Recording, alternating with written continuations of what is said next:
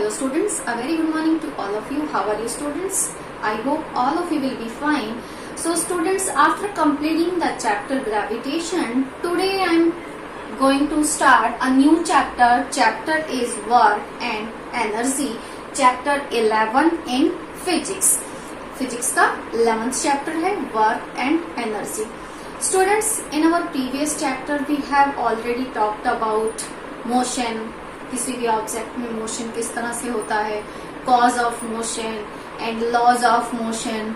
What are the cause of motion? Cause of motion is force. किसी object के ऊपर जब हम फोर्स अप्लाई करते हैं, आफ्टर अप्लाइंग द फोर्स वो ऑब्जेक्ट मूव हो जाती है, मीन्स मोशन में आती है. And laws of motion, sir Isaac Newton जिन्होंने 3 लॉज ऑफ मोशन दिए थे. एंड मोशन चैप्टर में हमने 3 इक्वेशंस ऑफ मोशन रीड की थी. And after that force and laws of motion में हमने मोशन के 3 लॉज रीड किए थे. Okay, listen again. मोशन में हमने मोशन की 3 इक्वेशंस रीड की थी चैप्टर 8 में. चैप्टर 9 में हमने मोशन के 3 लॉज रीड किए थे जो कि सर आइजैक न्यूटन ने दिए थे. After that we read about gravitation. हमने ग्रेविटेशन रीड किया. ग्रेविटेशन में यूनिवर्सल लॉ ऑफ ग्रेविटेशन जिसे आइजैक न्यूटन ने डिस्क्राइब किया था. इस चैप्टर में हमने रीड किया कि कैसे कोई ऑब्जेक्ट, एक ऑब्जेक्ट दूसरी ऑब्जेक्ट को अट्रैक्ट करती है. यूनिवर्स में हर एक ऑब्जेक्ट दूसरी ऑब्जेक्ट को जिस फोर्स से अट्रैक्ट करती है वो है ग्रेविटेशनल फोर्स. तो because of this gravitational force moon is revolving around the earth and earth is revolving around the sun because of gravitational force. यहाँ रिस्पॉन्सिबल फैक्टर जो है वो है gravitational force.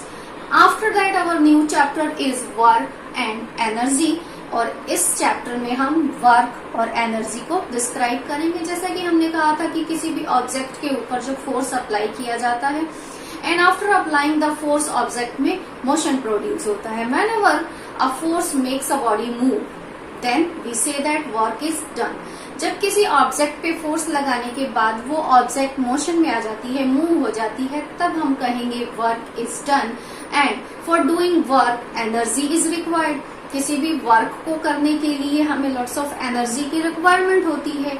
And the main biggest source of energy is sun. जो natural biggest source of energy है वो है सन. तो ये सारे कॉन्सेप्ट हम 1 by 1 डिटेल में स्टडी करेंगे. हम अपनी डे टू डे लाइफ में यहाँ अगर हम वर्क की डेफिनेशन को डिस्क्राइब करें तो in our day to day life में हम जिसे वर्क कहते हैं, इन अ साइंटिफिक डेफिनेशन में वो वर्क की डेफिनेशन से बिल्कुल डिफर है. सपोज दैट हम एक एग्जांपल ले यहाँ वर्क का. Suppose that you are spending a lots of time in your study. आप अपना बहुत सा टाइम अपनी स्टडी में स्पेंड कर रहे हैं, reading, writing, learning them, draw the diagram. After drawing the diagram you are collecting some extra question answers from different sources and discuss your problems with your friends. अपनी friend के साथ कुछ problems हैं वो भी डिस्कस कर रहे हैं. And there is very hard work. You are doing very hard work.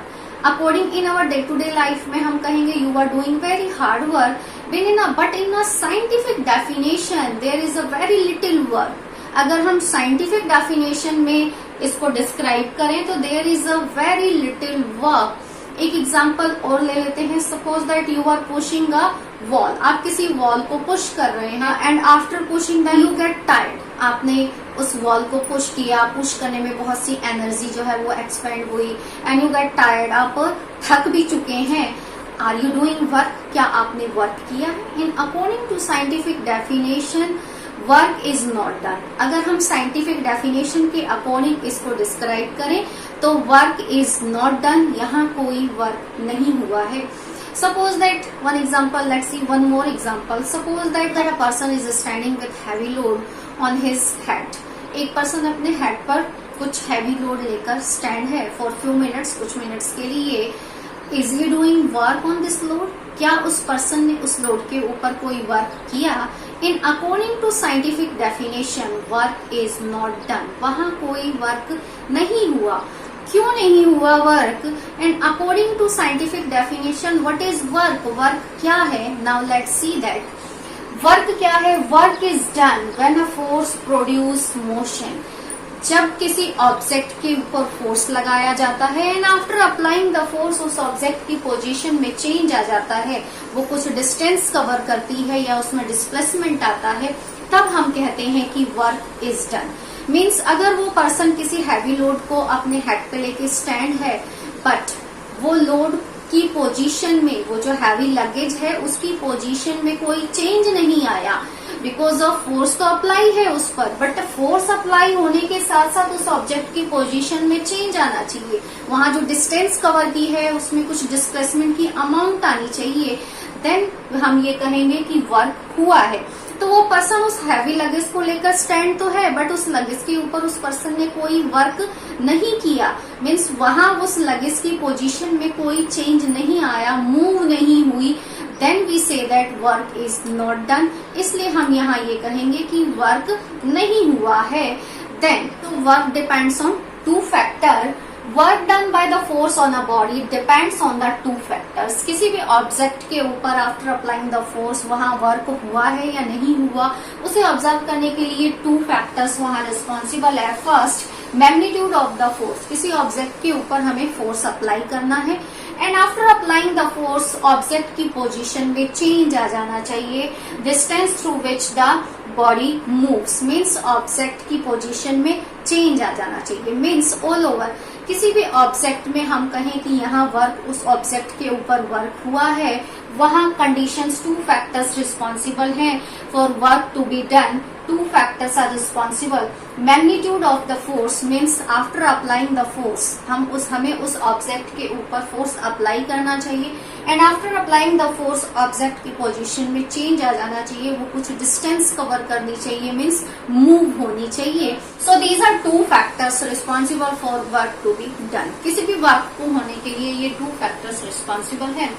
Let's see one example. Suppose that ये कोई ऑब्जेक्ट है और ऑब्जेक्ट की ये इनिशियल पोजीशन है and after applying the force object move हो गई, उसने कुछ डिस्टेंस कवर की, so this is the final position of the object. So work, what is work? Work is the product of force and displacement. Work is the product of force and displacement.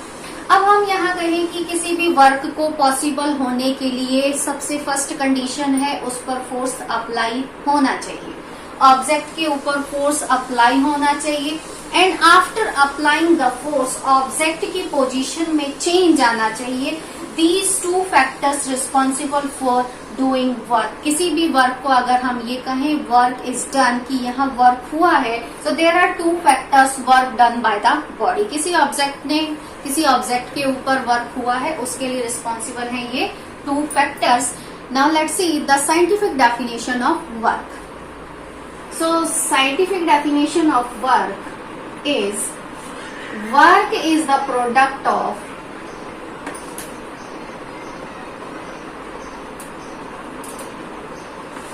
work is the product of force and displacement.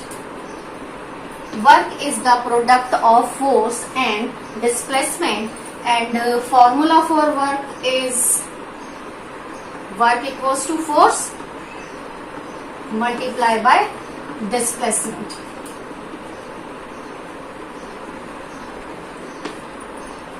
Work which is denoted by W, force which is denoted by F and displacement which is denoted by S.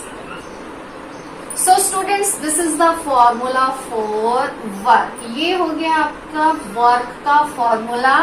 Work W, W stand for work, F stand for force, S stand for displacement. So work equals to force multiplied by displacement, W equals to F multiplied by S. Now SI unit of work.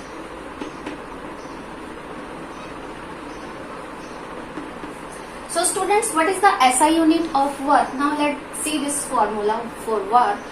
Work equals to force multiplied by displacement. So what is the SI unit of force? SI unit of force is Newton and SI unit of displacement is meter.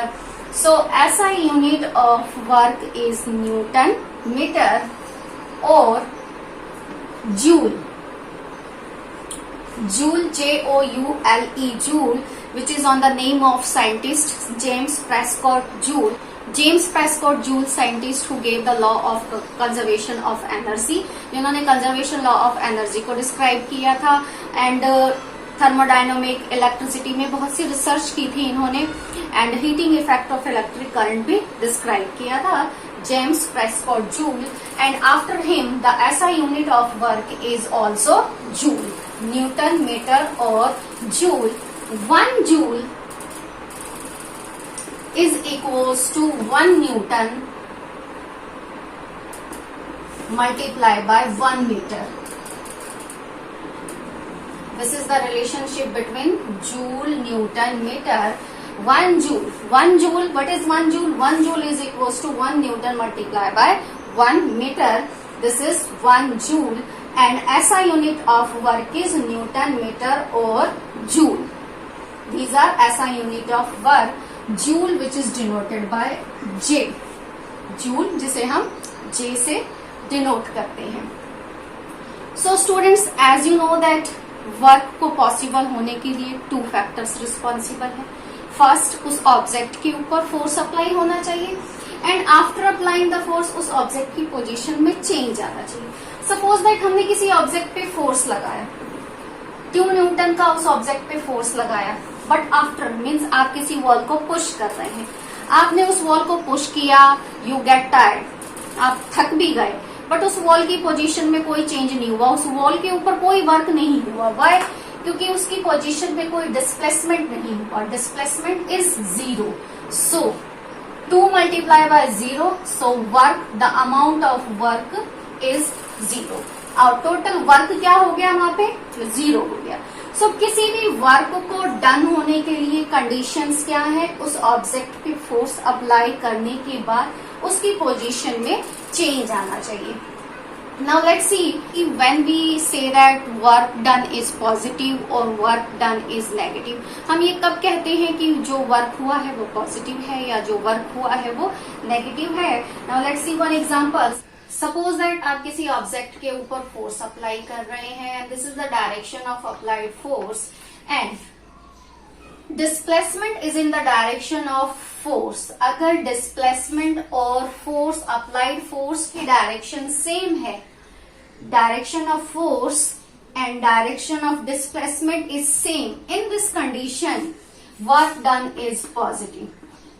इस condition में हम कहेंगे जो work हुआ है वो है positive. किस कंडीशन में? when the applied force, direction of applied force and direction of displacement is same, दोनों ही चीजें सेम हो, फोर्स की डायरेक्शन, डिस्प्लेसमेंट की डायरेक्शन दोनों ही सेम है, इन this condition the work done is positive. इस कंडीशन में जो वर्क हुआ है वो होगा positive. Now let's see another condition. Suppose that you are applying a force in this direction and displacement in opposite direction of applied force, और displacement की direction force की direction के opposite है. In this condition work done is negative. इस condition में जो work हुआ है वो होगा negative. So this is positive and negative work. जब अप्लाइड फोर्स और डिस्प्लेसमेंट दोनों ही सेम डायरेक्शन में है, मीन्स हमने किसी ऑब्जेक्ट पे फोर्स लगाया, जिस डायरेक्शन में फोर्स लगाया उसी डायरेक्शन में ऑब्जेक्ट मूव हुई है, इन this condition work done is positive. Another condition, हमने किस डायरेक्शन में, सपोज दैट हमने इस डायरेक्शन में फोर्स लगाया and after the applying the force the displacement in opposite to the direction of force, और अगर डिस्प्लेसमेंट की डायरेक्शन अप्लाइड फोर्स की डायरेक्शन से अपोजिट है, so in this condition work done is negative. इस condition में जो वर्क हुआ है वो वर्क होगा negative. So these are positive work and negative work. And definition of work, work is the product of force and displacement, and SI unit of work is Newton meter or joule, on the name of scientist James Prescott Joule, and 1 joule is equals to 1 Newton multiplied by 1 meter, and work is a scalar physical quantity. Work एक scalar physical quantity है। Scalar physical quantity means it has only magnitude. हमने motion chapter से ही read करते आ रहे हैं, जो भी physical quantities होती हैं वो टू टाइप होती हैं, या तो वो स्केलर होती हैं या वो वेक्टर होती हैं। स्केलर क्वांटिटी ओनली मैग्नीट्यूड होती हैं and vector quantity magnitude as well as directional दोनों होती हैं। So work is a scalar quantity. Scalar quantity means it has only magnitude.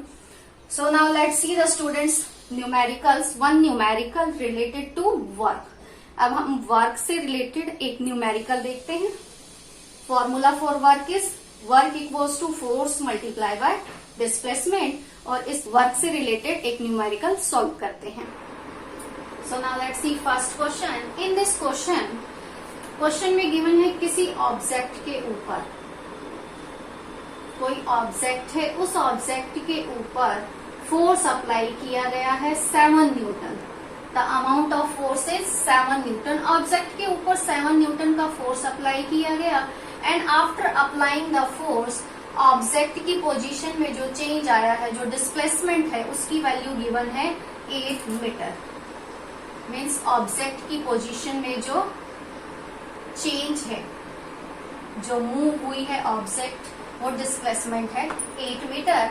अब हमें कैलकुलेट करना है what is the amount of work done, कितना वर्क यहाँ पे हुआ है। So now let's see the solution. Question में गिवन है फोर्स है 7 न्यूटन, डिस्प्लेसमेंट है 8 metre.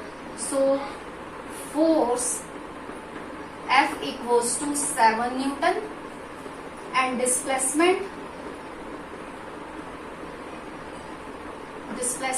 S equals to 8 metre. हमें वर्क फाइंड करना है कि उस ऑब्जेक्ट के ऊपर कितना वर्क हुआ है।